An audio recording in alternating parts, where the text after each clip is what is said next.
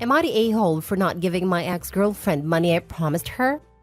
I had been dating Sam, female 31, for 2 years, and she had a problem with her car. I was getting money as a bonus, and I told her that she should get her car fixed, and I would gift her the money to pay off her credit card instead of giving her a Christmas or birthday gift this year. She got her car fixed, but then broke up with me about a month ago. Don't know why and don't really care. I thought we were doing well, but I guess not. She contacted me to see if I had gotten the money and when I would be sending it. I told her I had no plans on sending her money, and she said I was an a-hole for letting her put herself in debt if I had no plans to actually live up to my promise. I think that the situation has changed. I was planning on giving her the money, and she would have been screwed without a car. She needs it for work and to drive her kid around. Now for the top comments. Not the a-hole. Actions have consequences. Breaking up means not getting the partner treatment anymore. The money was clearly meant to be contingent on being your partner. Not partner anymore, no money. I would say that you would be crazy to still give her the money. Not the a-hole. Absolutely do not give this person money. Block and move on, and don't allow yourself to get manipulated or persuaded. Not the a-hole. It's perfectly normal to lend money to a significant other. Once that relationship ends, you no longer owe them anything. She is gaslighting you, so you will give her money. She's an adult. Figure it out. Paying credit cards and for your car to be fixed is what adults do. This doesn't feel like a loan here. It was the promise of a gift. So yeah, not the a-hole. If it was a loan, I would feel different. Like, what if she paid up front to fix his car with the expectation that he would pay her back, not as any gift stipulation? She knew she was going to dump you and still accepted a gift. If you were doing something inappropriate and got caught, then yes, you should. But no, don't help her. If she just dumped you out of the blue, she either had it planned out for a while or has been going behind your back with someone new. Block her and everything. If you get bothered by her friends, say she took the offer when she was seeing someone behind my back or had it planned before she took the offer. Lord, I wish I had the confidence and audacity of this woman. What is she going to do? Withhold intimacy or break up with you if you don't pay? My God, not the a-hole.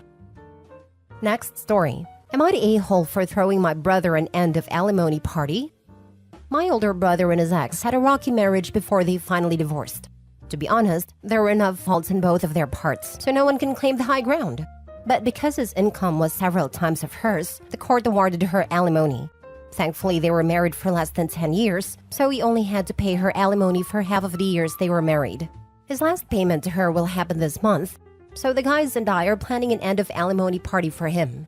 We're planning a week-long stay in Vegas at the Wynn, and we'll chip in to fully cover his end. Because we're planning to go at the end of the month, and there are about a dozen guys going, we've been texting and talking to coordinate the trip. When the trip was first planned, I told my girlfriend, and she wasn't happy about it. She wasn't mad that we're having a guys trip, because we've taken separate vacations before without any issues. She wasn't happy with the theme, and said that it was in bad taste. I disagree, and we had discussions about it until we agreed to disagree.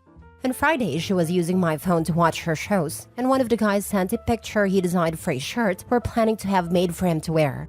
The gist of the design is that he's free of alimony payments and can afford to eat again with some graphics. It was in a group text, and the other guys texted their robust approval. This sent my girlfriend into a rage I've never seen before. We got into a huge argument that lasted all weekend. We even had to cancel dinner plans we had with some friends. I thought our argument was coming to an end, but this morning while we were getting ready for work, she gave me the silent treatment and completely ignored my questions. Basically, she wants me to cancel the trip and admit that we're being terrible people for celebrating something so painful. I don't want to cancel the trip, and my brother is excitedly looking forward to the end of his payments, so I don't see any pain. I honestly don't know why she's so mad, because none of this have anything to do with her. She doesn't even know the ex, since they divorced before we even met. Not the a-hole, but I hope you remember to sign a prenup before you marry this one, and don't let her be a stay-at-home anything. Don't rely on her birth control. If a guy doesn't want children, there are birth control methods that a man can use. If she gets pregnant and he didn't use them, it's on him. Female birth control is only 90 to 94% reliable at the best of times. Never ever rely on someone else to prevent children you don't want. Not the a-hole, but this is showing some pretty big red flags. Sounds like she's upset that you wouldn't be open to paying her when you guys get divorced. She can't claim girl code because this happened before she was even around and it has nothing to do with her. Enjoy your trip and reconsider your relationship. Not the a-hole. The last months of the marriage were painful. The divorce was painful. Having to pay money every month to someone who hurt you and who you'd rather just forget entirely was painful. This is not painful. This is him finally being free from that part of his past, which will allow him to fully heal and move on. The only person this might be painful for is his ex, who has benefited from that money and has continued paying for the last 5 years. I could maybe see where she's coming from if the party theme was being rid/free of ex as a person. Like good riddance to Mandy, or whatever her name is, because that would be a personal attack. But just being free of having to shell out money every month? There is nothing wrong with that at all. The fact that your girlfriend thinks it's bad says a lot about her character and intent, and what it says isn't good. Red flag alert. Do not marry this woman, OP. From a woman. Next story. Am I the a-hole for denying my son's father phone calls after 8 years of no contact?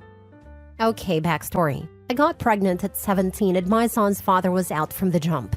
He was not interested in being involved in our son's life at all. When my son was 3, I started dating my now husband. My son calls him dad but knows he's not his real dad. When my son was 5, I got served papers from my dad taking me to court for visitation. During court, the judge charged him with 1 count of child abandonment, but did approve of visits, starting in a therapist's office doing what's called reunification therapy. After 2 months of that, they got to have 4-hour weekly visits in the county I live in. The father lives 3 hours away. Anyway, after 4 visits expanded over 3 months, the dad called me and said he was moving across the country. He stated that he is never coming back to my state, but wanted to keep in touch. I would send a few pictures and updates, but eventually stopped after he wouldn't respond. One day I got a text from him telling me I should just have my husband adopt my son so he wouldn't have to pay child support. It's been 8 years since he's moved across the country, and he has never asked about our son until 2 days ago. He texted me and asked when would it be a good time to talk to our son.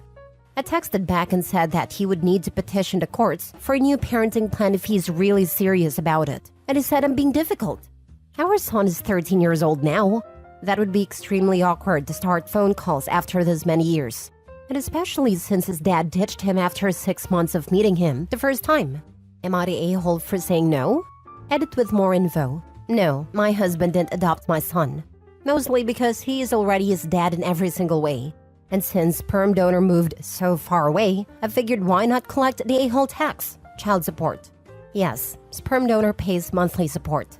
He and his new wife have actually reached out multiple times with the "let your husband adopt him" comment, but then claim that I am the one that's only about money.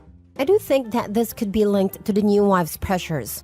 She lost her 25-year-old brother to COVID last year, so maybe she's realizing how important family is. Another thing, my son has IDD, so he doesn't act as a normal 13-year-old. Probably more like a 10-year-old. Now for the top comments. Not the a-hole. To your son, he is essentially a stranger. Your husband is his father. Husband is his real dad. The other man is just biological. Please find a therapist that specializes in your situation. Your son deserves a plan that makes him a priority. OP has done well thus far, but she needs unbiased help. All this back and forth when it suits him won't be good for your kid, and I'd be explaining this to a judge. Not the a-hole. You're protecting your child. Be extremely vigilant and paranoid about why your ex suddenly wants to talk. He may just want to manipulate your son. Probably needs a kidney. Also common when there is a new girlfriend in the mix, and he doesn't want to look like the deadbeat dad he is. Not the a-hole. This is so similar to the one earlier this week. For some reason, the absent parent needs to show or have a contact with a child. I'd say no and be suspicious. Sometimes people just don't care about or have the patience for small children, but think they can jump right in when the hardest work has been done and the child is old enough to be interesting to them. Or he has a new girlfriend who has been questioning his lack of involvement and he wants to look good to her. Either way, he's a waste of space. Last story. Am I the a-hole for telling my husband my life plans after he passes does not include any reliance on his children? My husband, 62 male, has 2 children from his previous marriage that I, 48 female, met in their early adolescence. Both children have good relationship with their parents, with the typical rockiness that comes with the teen years. Both are in their 20s now, working on their degrees, and overall doing well. My relationship with both of them have been cordial and emotionally disconnected, in large part because I never felt like I was allowed to be a stepmother. I was expected by both parents to be their friend. As an adult in her 30s, I was simply not comfortable being friends with two children under the age of 13. I tried to be as open to talking with them, showing them affection, taking them places, doing interesting things with them, and trying to engage with them on their level. But my hands were always tied whenever their behavior needed correction, and more than once led to getting steamrolled for enforcing rules that I personally live by, like telling his daughter to not hit her brother. I often felt like I was a stranger in my own house when things got out of control. Nevertheless, I got through it, and they're adults now, and for the most part, all is well. But while my husband has children, I wasn't able to have kids, despite desperately wanting to have one. Those facts means that my reality requires me to be as prepared as I can, because I will be alone if he dies before me. While explaining this to him, in the broader context of why I was investing the way I have been, he got his feelings hurt, thinking that I should assume his kids will take care of me. They already have a mother they may have to take care of, and I would hope that if I need help taking care of my husband, that they would help as well. But I have no illusions that such a sense of offspring duty or obligation would be extended to me. But he thinks that I'm insulting his children as being unfeeling or callous. To be perfectly fair, if they didn't lift a finger for me, I really wouldn't attribute it to being unfeeling or callous, only that they genuinely have no real obligation to take care of me. What's worse is he wants to talk to his kids about this and put them into that ugly position of insisting that they would take care of me to make him happy, or being honest and say they wouldn't and deal with him being disappointed. He's irritated and hurt, and I feel like I'm an a-hole for trying to make sure I am not screwed if I'm unlucky enough to hit 80 and be all alone. Not the a-hole. It's wise to plan for your future, ignoring your relationship or lack thereof for these kids. They aren't responsible for caring for parents in their old age. Point out to your husband that if at any point he needs help, they don't have to, morally or legally. You are responsible. I'm not sure why he got upset. He decided the parameters of your relationship with his stepkids. Explain this and that you don't want it raised with his kids because he ensured they weren't yours. Thank you. I think his sense of hurt is because he thinks I have a low opinion of his children, that I don't see his children as particularly generous of wallet or spirit. I really don't think less of them. Perhaps he's upset because it indicates that I never thought more of them. While I agree that children really have no legal obligation, we may quibble over the moral element mostly because I reject rule-by-thumb morality.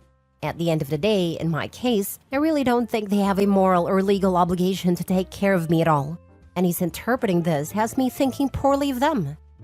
Him not listening to you or just misinterpreting your response? You probably need to clarify this before it festers. Would reading your post upset him? It's very lucid, concise, and has no bitterness or malice. That's very kind of you. I may share it with him. Sometimes reading things are taken differently than hearing it. Why does it bother him that you are investing in being financially wise? Aside from his choosing to be offended by your not assuming his kids will take care of you, why is your fiscal responsibility even questioned? Any chance he would prefer you spend the money you invest? He could assure you that he will take care of you with his investments and insurance if it predeceases you. So why isn't he reassuring you by telling you that in detail? Guessing he will leave everything to his kids, and you assuming he will do that and that his kids won't help you is embarrassing to him, because he knows it is valid. If he dies before you, what financial measures are in place to care for you? Worst case scenario for OP is that husband talks to his kids, and they tell him whatever he wants to hear, even though it's not true, so he leaves all his assets to his kids. He thinks they'll take care of OP. They don't. She's up a creek. She needs to insist on some insurance policies where she's the beneficiary at minimum. His social security? What about their home? Will she inherit his half? Is she even on a deed?